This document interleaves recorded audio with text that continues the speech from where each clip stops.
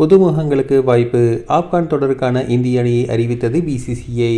ஆப்கானிஸ்தானுக்கு எதிராக டெஸ்ட் தொடரில் விளையாட இந்திய அணியில் 3 புதுமுகங்களுக்கு பிசிசிஐ வாய்ப்பு அளித்துள்ளது. வரும் ஆப்கானிஸ்தான் அணி 1 டெஸ்ட் மற்றும் 3 ஒருநாள் போட்டிகளில் விளையாடுகிறது. அதில் பங்கேற்கும் இந்திய அணி வீரர்கள் குறித்து தேர்வுக்குழு தலைவர் அஜித் அகர்கர் அறிவித்துள்ளார். அதன்படி டெஸ்ட் அணியின் கேப்டனாக கில் நியமிக்கப்பட்டுள்ளார். துணை கேப்டனாக இருந்த பும்ராவுக்கு ஓய்வு அளிக்கப்பட்ட நிலையில் ராகுல் துணை கேப்டனாக நியமிக்கப்பட்டுள்ளார்.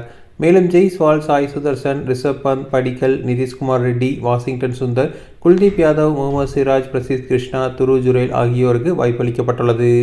இடதுகை சுழற்பந்து வீச்சாளரான மனோஜ் சுதர், ஹர்ஷ் தூபே மற்றும் மேற்பந்து வீச்சாளர் குன்னூ பெரார் ஆகியோர் முதன்முறையாக இந்திய அணியில் விளையாட தேர்வு செய்யப்பட்டுள்ளனர். முன்னாள் அணியின் பொறுத்தவரையில் கில் கேப்டனாகவும் ஸ்ரேயஸ் ஐயர் துணை கேப்டனாகவும் நியமிக்கப்பட்டுள்ள நிலையில் ராகுல் விக்கெட் கீப்பராக செயல்படுவார் என அறிவிக்கப்பட்டுள்ளது.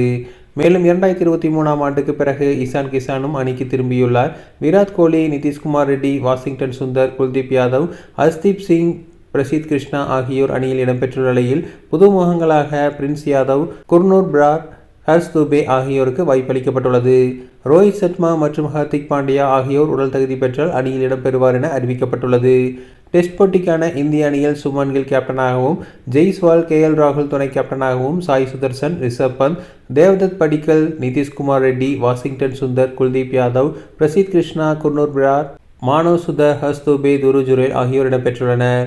ஒருநாள் தொடருக்கான இந்திய அணியில் சுமன் கில், ரோஹித் சர்மா, விராட் கோலி, ஸ்ரேயஸ் ஐயர், ராகுல், இஷான் கிஷான், ஹர்திக் பாண்டியா, நிதிஷ்குமார் ரெட்டி, வாஷிங்டன் சுந்தர், குல்தீப் யாதவ், ஹர்ஷ்தீப் சிங், பிரசித் கிருஷ்ணா, பிரின்ஸ் யாதவ், குர்னூர் பிரார், ஹர்ஷ் தூபே ஆகியோர் இடம்பெற்றுள்ளனர்.